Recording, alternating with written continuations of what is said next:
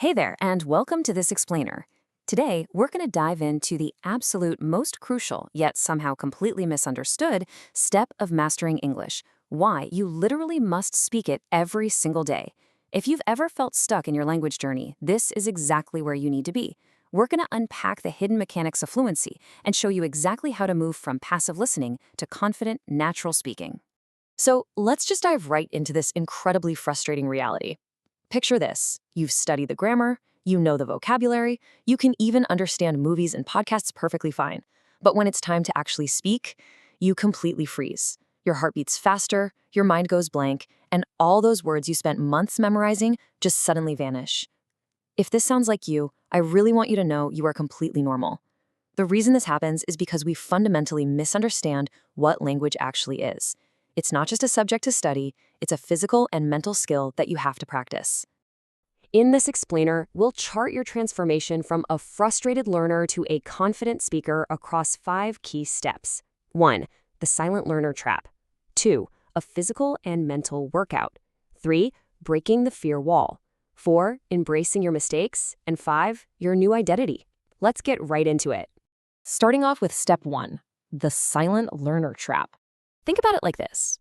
The learner who studies silently for years is always going to be outperformed by the learner who knows way less grammar but simply opens their mouth every day. If you spend hours buried in a notebook, sure, your brain recognizes the information, but it remains entirely passive knowledge. On the flip side, the imperfect talker, the one who stumbles, uses the wrong verb tense, but speaks daily, is actively training their brain. They're turning that passive knowledge into active, usable memory. Silence doesn't just stall your progress, it actually weakens your speaking skills over time because those mental pathways simply aren't being used. We really need to completely separate the idea of fluency from the idea of perfection. Fluency absolutely does not mean speaking flawless, robotic English without a single grammatical error. It means communicating your ideas smoothly, naturally, and, most importantly, without being paralyzed by hesitation. The goal here is human connection, not passing a grammar test. Every fluent speaker you've ever admired started out messy. They achieved that natural flow not by waiting until they were perfect, but by speaking straight through the imperfection. Moving on to step 2, a physical and mental workout. Have you ever wondered why your brain feels so completely fried and slow during an English conversation? Well, it's because silent learning forces you through this incredibly clunky 5-step mental translation process. You hear the English, you translate it back to your native language, you think of your answer in your native language, you translate that answer back into English, and only then do you finally speak. Phew, it takes forever. But when you speak out loud daily, you're training your brain to bypass this translation entirely. You start connecting ideas directly to English words. That is the exact moment your reaction time speeds up, and conversation actually starts to feel effortless. And hey, let's not forget the physical side of this whole thing. You can't learn to swim just by reading a book about water, right?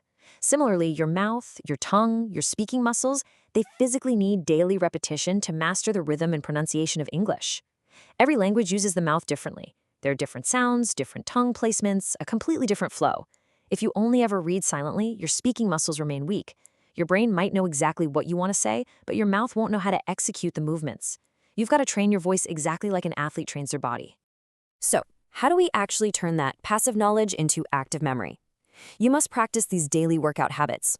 And the best part? You can do all of these when you're completely alone. Try self-speaking. Just casually narrate what you're doing right now. Literally just say, I'm drinking coffee. I feel tired. I'm studying. Read a paragraph out loud every day to force your mouth to get comfortable with the sounds. Try shadowing, where you listen to an audio clip and repeat it exactly, matching the speed and rhythm. And yes, try recording yourself. I know it feels a little awkward at first, but hearing your own voice is absolutely the fastest way to pinpoint where your pronunciation needs a physical adjustment. Which brings us to step 3, breaking the fear wall. I absolutely love this insight from our source material. You cannot wait until you feel ready to speak. So many learners are stuck in this massive trap of thinking, oh, I'll speak when I'm more confident. But guys, that's just not how human psychology works. Confidence is the result, not the prerequisite. It's like a baby learning to walk. You have to stumble first, fall down a few times, and realize you survived the fall in order to build the confidence to take that next step. Action creates the confidence, not the other way around. It's wild, but keeping quiet actually feeds your anxiety. When you stay silent, Yeah, you might avoid some temporary embarrassment, but you're basically teaching your brain that speaking English is a dangerous threat to be avoided. The fear just grows over time. On the flip side, every single imperfect sentence you say out loud proves to your brain that you survived. You didn't get laughed out of the room. The world didn't end. Action directly attacks the fear, steadily breaking down that fear wall brick by brick until speaking feels completely normal. Okay, step 4. Embracing your mistakes. Instead of full-on panicking and stopping a conversation dead in its tracks when you use the wrong verb tense or mispronounce a word, just calmly correct yourself and keep going. When you say to yourself, I made a mistake, it feels like a failure. But when you reframe it and say, I learned something, it becomes a stepping stone. Remember, communication matters so much more than perfection. The person you're talking to is focused on your ideas, not mentally grading your grammar. The honest truth is, the learner who makes literally thousands of mistakes is the one who actually achieves fluency. Why? Because those errors are the exact feedback mechanisms your brain uses to adjust, remember, and grow. When you use a word incorrectly in a real conversation and you feel that slight twinge of emotion, or maybe you get politely corrected, it creates a really powerful emotional memory. Your brain flags it and says, okay, this is important. You're going to remember that correction 10 times better than if you just read it silently in a textbook. Mistakes provide the real-life friction your brain absolutely needs to learn effectively. And finally, step 5, your new identity. When you start connecting English to your real daily emotions and routines, you stop seeing yourself as a struggling student and start adopting the identity of a natural speaker. If you only view English as a school subject, something you study in a textbook and then close, it remains totally separate from your life. You stay stuck in the identity of someone learning English. But the moment you start speaking daily, narrating your life, and expressing your true feelings in English, it becomes a life skill. It becomes part of your internal world. You literally transform into someone who speaks English. And once your identity changes, your actions naturally follow. You stop hesitating and you start participating.